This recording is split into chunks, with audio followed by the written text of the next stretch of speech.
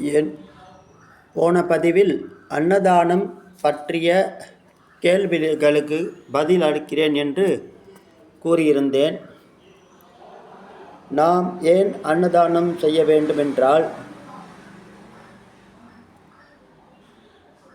அன்னதானத்தில் என்ன இருக்கிறது, ஏன், எதற்காக, இதனால் ஏற்படும் நன்மைகள்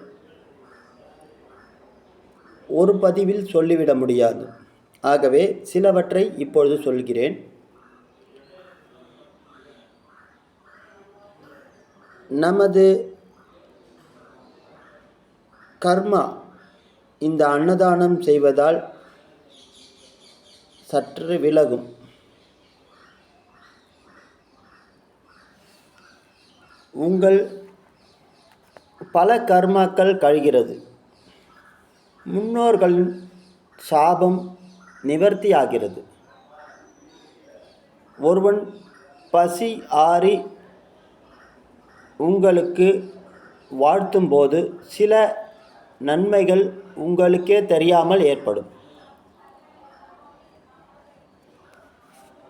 நல்ல பசியில் பணம் எவ்வளவுதான் இருந்தாலும் உணவு கிடைக்கவில்லை என்றால்